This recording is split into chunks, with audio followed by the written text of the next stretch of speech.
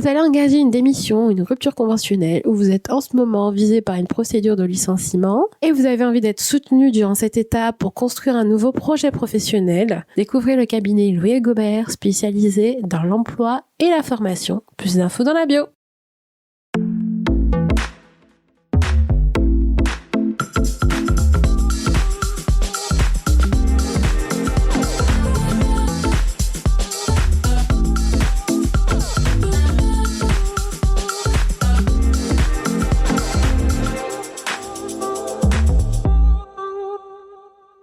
Hello les meufs, aujourd'hui je reçois Rachida, fondatrice de Berbera Design, une boutique artisanale d'art qui met en avant des motifs ancestraux. Tout à fait. Voilà. Bonjour Astrid. Berbère. Voilà. Bonjour Rachida, merci d'être là avec nous aujourd'hui.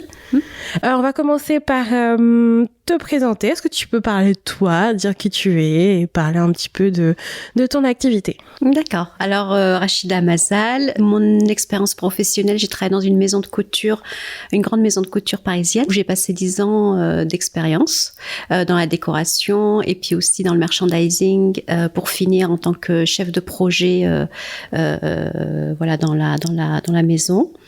Et pendant que je vivais cette expérience-là, je dessinais à côté des genres de mandalas pour me détendre au téléphone et autres. Jusqu'au jour où, en fait, mon attention s'est posée dessus et je me suis rendu compte que il y avait mon héritage, mes racines qui étaient transcrites dans mes dessins, dans mes motifs que je dessinais. Et je suis partie au Maroc. J'ai rencontré des artisanes et de fil en aiguille, j'ai appris que mon arrière-grand-mère était tisseuse. Et qu'elle avait un atelier où elle travaillait avec des femmes, où elle leur apprenait le métier pour qu'elles puissent, elles aussi, vivre de leur activité. Et elle faisait des capes, des bornos, on appelle ça. Et elle vivait de ça, en fait. C'était son activité principale pour faire vivre sa famille. Et là, je me suis dit, il y a quelque chose, en fait, dans mes motifs, tout est lié. Et c'est là où j'ai créé Berbera Design. Donc, Berbera, qui signifie, en fait, c'est un clin d'œil aux femmes. Parce que c'est dans la culture berbère, c'est les femmes qui transmettent l'artisanat, qui transmettent l'éducation, qui transmettent la culture. Et design, c'est mes motifs en fait. C'est des motifs qui ont un lien avec ma culture et mon héritage. Chaque motif est symbolique. Donc chaque motif retranscrit une valeur humaine ou une valeur liée à la nature. Voilà. D'accord. D'où le nom Berbera Design. Ok, donc si je reprends bien, t'étais salariée, voilà, pendant de nombreuses années dans une boîte où tu t'occupais du design et t'avais un aspect créatif. Ils ont changé un peu ton métier. Tout à fait. Et du coup, c'est là que tu t'es questionnée sur, bon, là, ça me correspond plus trop. Voilà. Qu'est-ce que je vais faire aujourd'hui? Exactement. Et du coup, tu as commencé directement, tu t'es dit, bon, je reviens pas à mon travail en revenant à Paris, je m'en vais tout de suite? Ou non, tu as pris un temps de réflexion quand même? Oui, tout à fait. J'ai pris un temps de réflexion et puis voilà, il y a aussi les changements, la restructuration dans l'entreprise, etc. Et je me suis dit, voilà, c'est le moment d'y aller, quoi, de partir et de me lancer parce que je voulais me lancer depuis longtemps dans ce projet, même si en découvrant un petit peu au fur et à mesure, ça a été vraiment quelque chose qui s'est pas fait du jour au lendemain, mais ça a été comme dans un processus en fait, et jusqu'au moment où c'était le moment. D'accord. D'y aller, quoi, de passer le cap. Tu t'es fait accompagner à ce moment-là quand t'as quitté ton poste? C'est toi qui as décidé des étapes que t'allais passer après, ou on t'a guidé, on t'a dit il faut commencer par ça? Non, pas. Ou c'est toi qui as fait ton plan toute seule? Toute seule, en fait. Ouais. J'ai pas été guidée, j'y suis allée comme ça, c'est venu. T'as senti ce qui te manquait? Oui, tout à fait. Les compétences à acquérir complètement. Et ce que t'avais. D'accord. Oui. Puis en fait, ce qui s'est passé, c'est qu'au début, je voulais créer mon atelier au Maroc, en fait, travailler avec des artisanes comme mon arrière-grand-mère faisait, parce que c'était ça, ma storytelling, en fait, ma petite histoire et qui me tenait à cœur. Et en fait, en y allant, je me suis confrontée à des difficultés parce que, c'était des couturières. Moi, je savais pas coudre, je savais pas la broderie, je savais pas, en fait, je maîtrisais pas du tout ce côté technique. D'accord. Donc ça t'a pris 1 an de préparation. Exactement. Sur le plan technique et sur le plan, on va dire sur le plan stratégique et le plan opérationnel. Ouais. Donc, tu fais pas d'importation, Pas pour le moment. d'exportation. Non, pas encore. D'accord. Non. Donc, c'est toi qui gères tout de A à Z. C'est Et ça. où est-ce que tu t'inspires de certaines créations ou tu fais des choses sur mesure en fonction de ce qu'on te demande?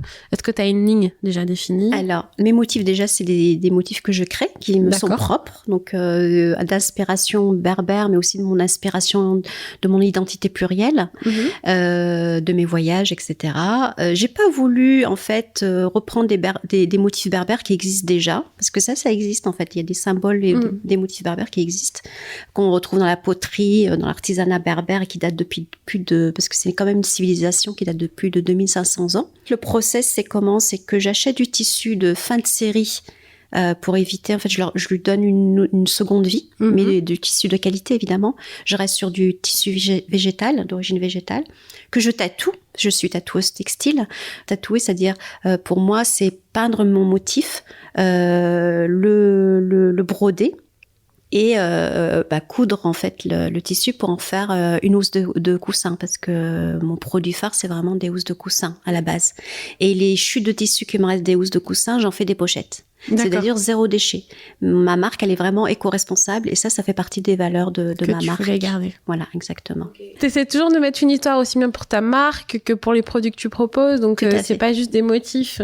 Je sens bien que t'aimes bien mettre ta patte sur tous les designs que tu proposes. Et après, dans la mise en place opérationnelle, est-ce que tu as été accompagnée, ne serait-ce que par un mentor ou par différents organismes, maintenant que tu fais partie de la famille des artisans? Comment ça s'est passé? Je faisais partie des clubs d'artisans d'art dans la chambre des métiers et de l'artisanat, dans le 92, parce que moi j'habite à Antony, et aussi dans le 95, parce qu'on a le droit d'aller dans différentes chambres des métiers quand on est artisan, en fonction des formations.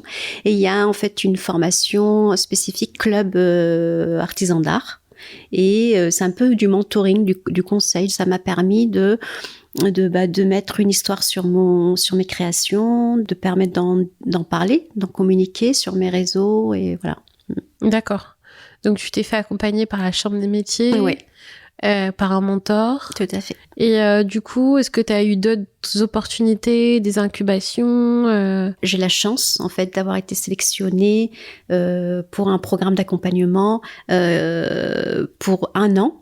Où je vais pouvoir, en fait, c'est avec un but d'installer mon atelier de fabrication au Maroc. D'accord. Du coup, tu vas revenir un peu à ton ancienne vie, finalement. Tes compétences passées vont te servir aujourd'hui. Exactement. Et du coup, ça va déclencher aussi un gap supérieur à ton activité. Ça va te changer. Oui. Mais je pense que c'est un cap assez particulier quand on change de positionnement. Et comment tu t'es formée? J'ai pris des cours de couture dans des ateliers de couture. D'accord. Actuellement, tu t'adresses uniquement à des particuliers ou tu t'adresses aux entreprises?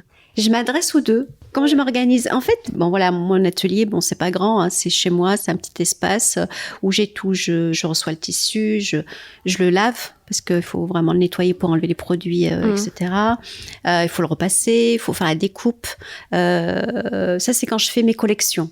D'accord. Et puis après, j'ai les personnalisations. Ça, c'est contact avec la cliente, rendez-vous. Je pars avec mes motifs, mes tissus, on discute, on échange, etc. Et après, il y a un délai forcément, parce que la personnalisation, ça se fait pas du jour au lendemain. Donc je prévois bien, je lui précise bien qu'il y a un délai. Quand les commandes tombent, les commandes qui sont de ma collection, de ma boutique en ligne, je les fais en même temps. D'accord. C'est difficile de dire je vais faire ci ou ça ou non. Il faut arriver à gérer plusieurs choses à la fois. D'accord. Quand même, ce que tu fais en amont, c'est que tu identifies tes collections. C'est ça. Ça, c'est oui. Est-ce que tu es cadré sur les collections dans tout ce qui est saison? Oui. En fait, j'en fais 2. Je tiens compte des tendances, des couleurs, et après, j'adapte avec mes motifs.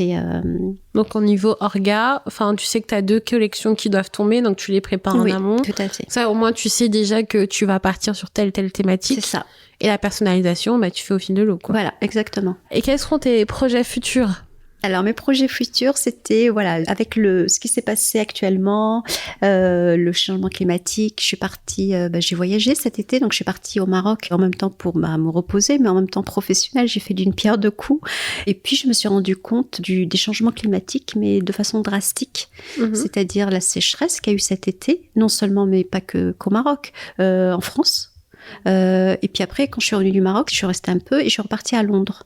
Et Londres, c'était pareil. Enfin, voilà, j'ai eu une réflexion par rapport à ça. Je me suis dit, ok, Barbera Design, c'est une marque déjà qui est éco-responsable parce que je redonne vie à du tissu. J'achète du tissu de fin de série de qualité auquel je redonne vie. J'utilise des matériaux qui sont éco-responsables. Donc c'est déjà éco-responsable. Et je me disais, il manque un truc. Il y a quelque chose qui peut faire. Je peux faire mieux, plus. Ouais. Et un jour, je me suis rendu compte, en me documentant, en étant sur les réseaux et tout, je vois des chiffres hallucinants sur le nombre de consommation d'eau du tissu et l'empreinte carbone aussi du tissu. Et là, je me suis dit non, je suis pas alignée avec mes valeurs, c'est pas normal. Il y a un truc qui est pour moi qui est pas correct.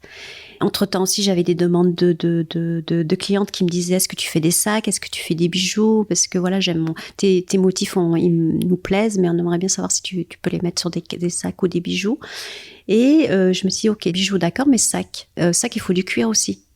Donc soit tissu, soit cuir. Mais le cuir animal, ça rentre pas dans... Ça, c'est pareil. Ça demande beaucoup d'eau, d'utilisation d'eau potable et beaucoup de gaz à effet de serre. D'accord.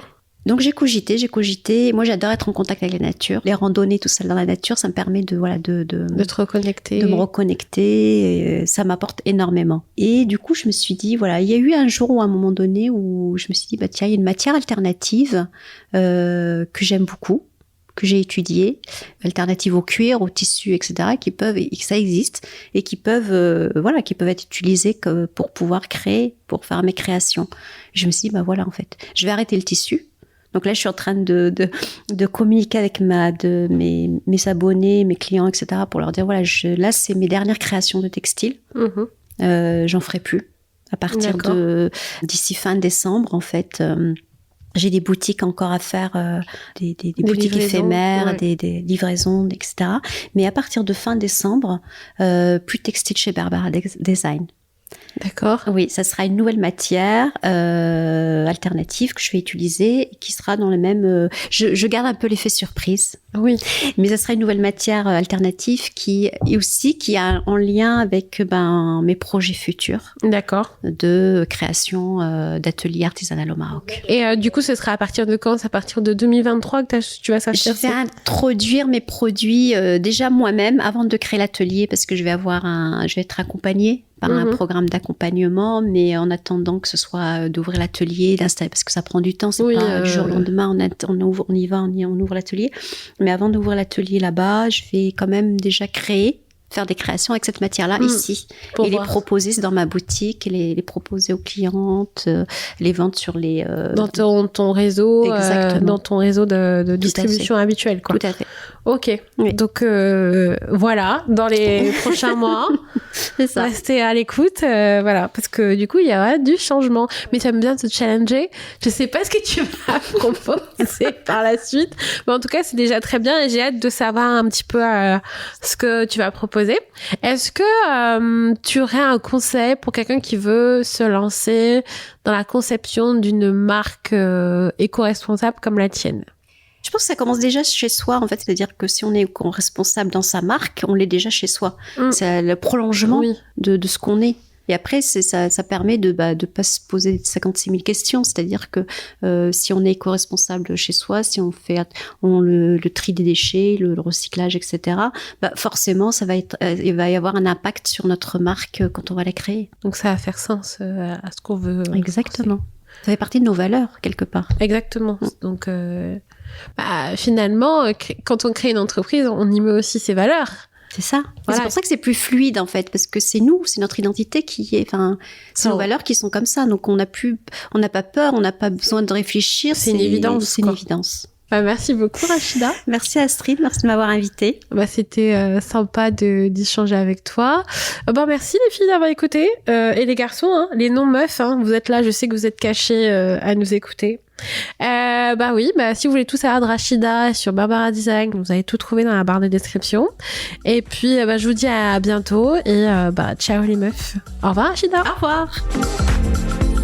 Merci d'avoir écouté cet épisode. J'espère que vous l'avez apprécié. D'ailleurs, si c'est le cas, je vous invite dès à présent à nous suivre sur les réseaux sociaux, à me laisser une note ainsi qu'un avis sur Apple Podcast et sur toutes les plateformes d'écoute. Je vous invite à nous rejoindre d'ici 15 jours pour écouter un nouvel épisode et aussi d'aller jeter un petit coup d'œil dans la bio pour voir nos bons plans. À bientôt.